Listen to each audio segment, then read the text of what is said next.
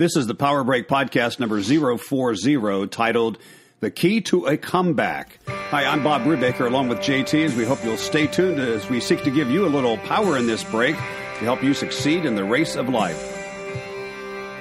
This is the PowerBreak podcast with a focus on the spiritual, the mental, and the physical aspects, all to help you succeed in the race of life. For show notes from today's podcast, go to bobbrubaker.com and follow the link for the PowerBreak podcast. What's going on, buddy? Well, JT, have you been training? You look like it. I have, man. Thanks for noticing, dude. What are you doing these days? A little bit of everything. I've been doing a ton of running. Really? Yeah, a lot of running.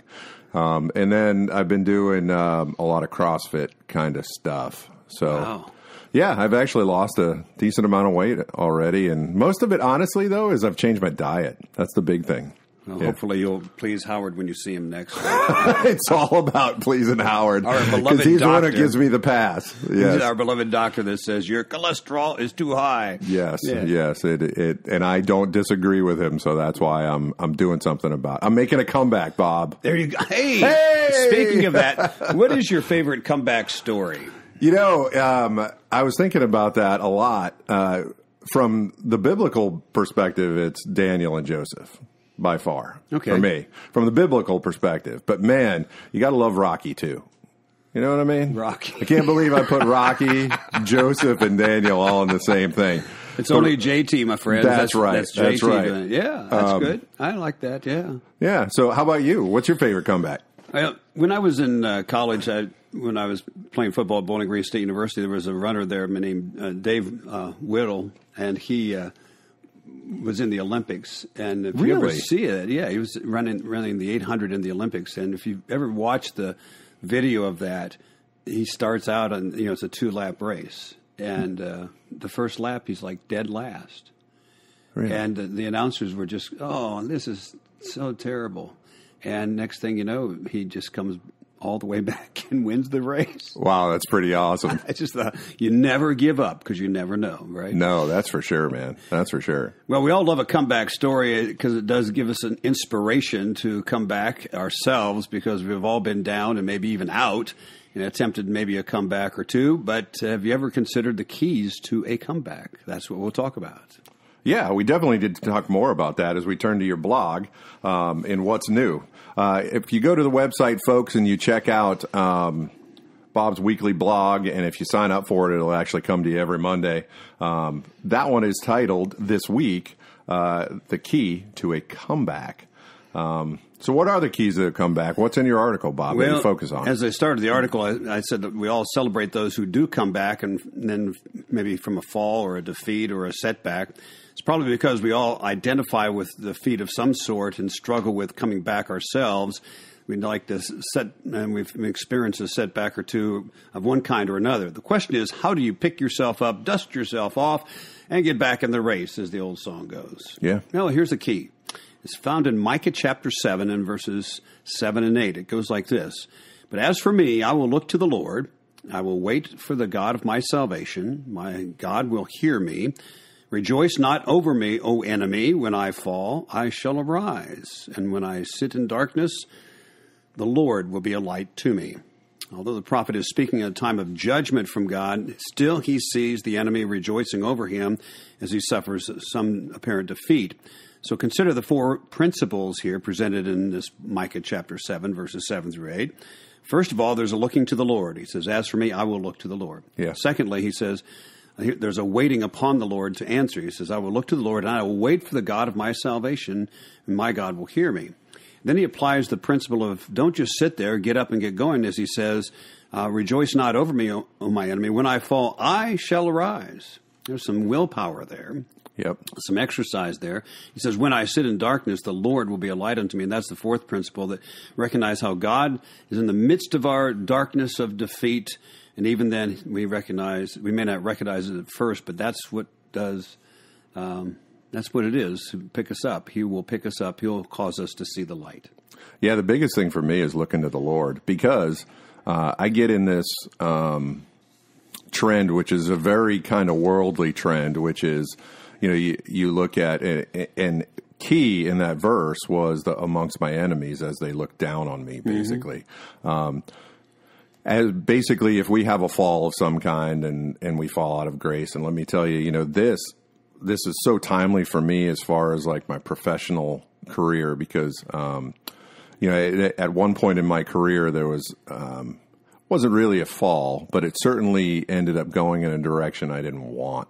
And it was, one of those where there was kind of shifts in power at work, and there's all kinds of reasons, but the end result was, what kept me from the comeback was bitterness, and I think we're going to talk about that on a coming PowerBreak. But it was the bitterness came because I focused on people. I didn't focus on the Lord, and that's the most important thing. Is you got to focus on the Lord, because if you start to focus on people, especially the people that are mocking or the people that you kind of feel like maybe betrayed you a little bit, it keeps you from staying focused on the Lord and waiting for Him, and it keeps you from seeing that He's with you in this darkness, and you're not going to be able to have that comeback because you're so focused on basically trying to do it yourself instead of looking to the Lord for it. Yeah. Well, the first key that Micah says is, "As for me, I will look to the Lord." That's the discipline in that. That really makes the difference. It's interesting. David said in Psalm 27, "The Lord is my light and my salvation. Whom shall I fear? The Lord is the stronghold of my life. Of whom shall I be afraid?" So the lesson is, we may feel defeated or we may feel down at times, but the more determined we are to look to the Lord and wait upon Him, of course, that takes grace, and He'll provide that, but He's there through the victories as well as the setbacks, and that's where we look. Yeah, and there are very few people that probably had bigger comebacks than David throughout his life. Oh, yeah. One comeback after another. Sometimes he brought problems on himself, like when he numbered Israel or when he committed adultery. But, those things, he still found himself coming back. And so that's what we want to look to. And anyway, you can check it out more. The PowerBreak blog is found at bobbrubaker.com. The title of this one is "The Key to a Comeback," and the details are there on the website.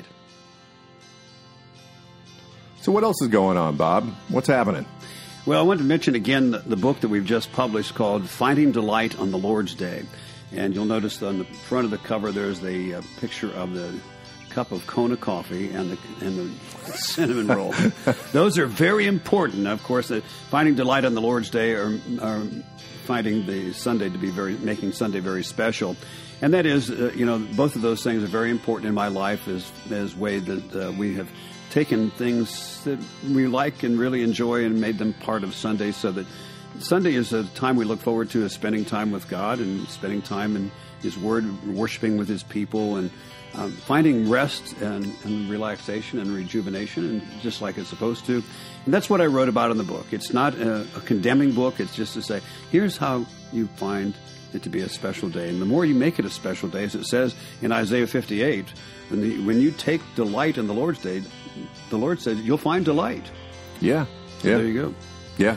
And, finding joy in the toil is so important. I always turn to the book of Ecclesiastes, and, I'm one of those people who firmly believe it was Solomon who wrote it. Whether I'm right or wrong, who knows? But I firmly believe it's consistent with Solomon.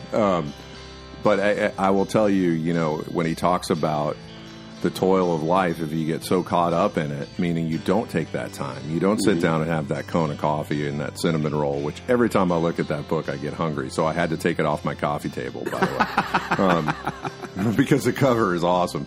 But if you don't do that, then you really aren't doing what the Lord wants you to do. The Lord wants you to be able to celebrate in life and sit back and commune with Him and spend time with Him. And that's what Sunday's for, and it's really important. The original Sabbath, the Lord made it to be like an oasis in the desert of life, to find just a time for refreshment. Yep. Anyway, check it out. It's called Finding Delight on the Lord's Day. The books are on my website, bobbrubaker.com. While you're there, check out our sermon links, the sermons that I preach here at Christ Community Presbyterian Church.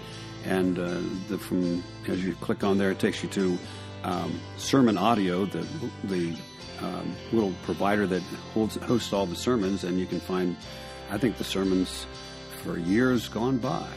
But it also takes you I preached last year through the book of Revelation, And now I take summer series in Psalms every year, so we'll conclude this year with Psalm 52. And so we were 38 through 52 this year. Anyway, check it out. It's all on the website. It's bobbrubaker.com. And to give you a little kudos, by the way, Bob, which I have to give you, I really geeked out on 3 of your sermons this past week. Really good. Really good. Yeah, powerful stuff. That's pretty awesome.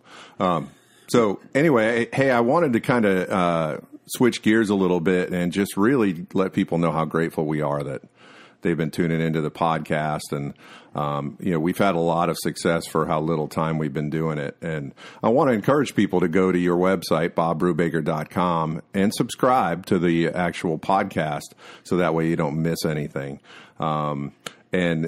If you can, leave a rating. If it's been helpful for you, we would really appreciate a rating. And what that actually does is it helps people find it when they get on and they start to search for podcasts. So I just want to thank everybody. How about you, Bob? Yeah, I appreciate you helping us spread the word. The PowerBreak podcast, by the way, is a twice-weekly show. Now, JT and I do one of the shows, and that is where we talk about questions and answers. We talk about biblical principles to help you succeed in the race of life. I also do an interview program every week with interesting guests to talk about their stories of perseverance. And if you know of an interesting guest, let us know. You can always contact us via jt@bobbrubaker.com. That's right. You guys aren't exactly wearing out that email, so I expect some emails. And by the way, thank you again for helping us get the word out, for subscribing so you don't miss a show, and for giving us a rating each time and also writing reviews. It all helps, so thank you very much. All right, so here we go. It's time for What About This? That is our time on the show for questions and answers. Feel free to submit your questions by email to, as Bob just said, jt@bobbrubaker.com, and we'll get to answering those on an upcoming PowerBreak podcast. Are you ready for numero uno? Well, that is Spanish for number one, Bob. You ready? Okay, I'd like for you to learn that in French. I think I knew it at some point or another. The sad part is I bet you my kids know it. So, what is the spiritual side of making a comeback in life, and why is it so important? Isn't it a matter of just picking yourself up and dusting yourself off and getting back in the race, or is there more there? Well, there might be some that on the natural side, just to pick yourself up, dust yourself off, and get back in the race. I think it was Frank Sinatra or maybe Elvis Presley sang about that years and years ago. But here's what Micah said. Let's review it again. As for me, I will look to the Lord. So the first thing, the Lord is a very important part. You're down and out. If you've gone through a trouble with your work, if you've gone through difficulties with relationships, if you're down in finances, even physically down, the first thing you do is look to the Lord. Yep. He says, I will look to the Lord. I will wait for the God of my salvation. My God will hear. Rejoice not over me, O my enemy. When I fall, I shall arise. And when I sit in darkness, the Lord will be a light to me. Though the prophet is speaking of a time of judgment, as we mentioned, he still sees the enemy rejoicing over him as he suffers defeat. So the 4 principles that God presents through this prophet are very important if we want to bounce back. Look to the Lord, wait upon the Lord. It's his answer, his way. Yep. Understand he has your best interest in mind. Yep. I believe there's a scripture that says all things work together for good to those who love God, to those who are the called according to his purpose. And he always does what is right. And so we wait upon the Lord. We look to the Lord, wait upon the Lord. We apply the principle of don't just sit there, get up and get going. He says, when I sit in darkness, I shall arise. When I fall, I'll rise. So we work on picking ourselves up. And so then he says we recognize the 4th principle is recognize how God is in the darkness of the defeat, even when we can't recognize it. So the conclusion is everything in life, not just spiritual things, but everything in life, when he is first and foremost, we find he is working there. And that's where we're to turn to begin with. You know, the old saying is, well, we've done all we can do. I guess it's the only thing we can do now is pray. Why didn't you do that to begin with? Yeah, that is kind of that whole Christ and me versus Christ in me. That's right. That's right. Thing. Yeah, it's there super you go. important. You've been studying that book of Colossians again. It is Colossians. There you go. Well, I Colossians have. Yeah, I'm actually. I've been geeking out in Colossians a lot lately, mostly because my small group's been doing it. But All right. Are you ready for question number 2? Yeah, let's go for it. All right. Is that toi in French? Did I nail that? Or did I? Well, I don't even know what I just said. But it sounds right. I don't know. We'll probably get letters. You actually challenged me, and then you didn't know the answer. Well, I see how it is. We'll probably get letters on that. But that's all right. We want those letters. Listen, if I said something inappropriate. JT@BobRootBaker.com. If I said something inappropriate, I apologize. I swear I thought that was the number 2 in French. All right. Here we go. I couldn't help but notice that those principles for making a comeback, they really require mental stamina and determination. How does that work out in a comeback? Well, the mental is connected to the spiritual. So remember what Jesus told Peter, that the spirit is willing, but the flesh is weak. Okay, that's when he told him to watch and pray in the Garden of Gethsemane. The Apostle Paul said in Philippians chapter 2, he says, as you've obeyed in my presence, but much more in my absence, work out your own salvation with fear and trembling, for it is God who works in you both to will and to do of his good pleasure. So there's some determination there. God is working in you, you work it out. You're not just sitting there going, well, I guess it'll work out. No, you apply some effort. And 2 Peter chapter 1, it says, therefore, brothers, be all the more diligent to confirm your calling and election. Diligence. 1 Corinthians chapter 2, Paul says, I'm decided, or I determined to know nothing among you except Jesus Christ and him crucified. Wow. So back at it, there's some mental decision. There's some mental work that said, okay, why? Because we're easily distracted. Now, we recognize we desperately need the grace of God. We recognize that he is there for us, and we are looking to him. But that determination, I will hold on to him. I will seek after him. Okay, yeah. and that's where we have to make that decision ahead of time. It's interesting. We talk a lot about decision fatigue. Yes. Okay, when does decision fatigue set in? Is when you need to make a decision, okay, and the circumstances are not conducive for you to make a decision because you're so locked into everything else that's happening. You're like in a turmoil. You're like, I will tell you, your life is like a milkshake. Okay, yes. But the way to avoid decision fatigue and making the wrong decision, okay, is to make that decision ahead of time. Right. Whoa. Preparation. Preparing for that time. Yeah. If you make that decision ahead of time, you won't have the decision fatigue.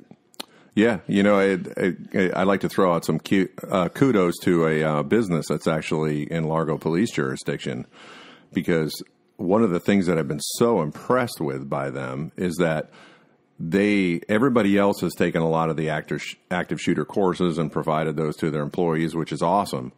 But they've taken this step, and this is Tech Data. They're a Fortune 500 company that's in our jurisdiction. They've taken the step of making scripts and things ahead of time so they know how to deal with the media, so they know how to do all those things. So literally all they have to do is apply that plan when it happens. See, they're avoiding decision fatigue because when things happen, when it gets into a turmoil, that's why y'all practice what's going to happen during disasters and all. That's it. Yep. Okay. So that when it happens, we don't have to think, well, what should I do now? Okay. Well, that applies here. Okay. If you want to make a comeback, well, then you plan for the comeback before you need to make a comeback. Right. Before you fail. Right. Yeah. And Micah chapter 7, verses 7 and 8 is a great place to go. That's awesome. All right. Are you ready to turn to the physical aspect? Yeah, let's talk. We're physical guys. That's that's the part that you and I are allegedly good at. Yeah, we're want-to-be athletes, folks. Because we all know the mental part. Sometimes I just don't shine. All right. So here we go. All right. So we talked a lot about physical training, and we do that all the time here on the podcast, folks.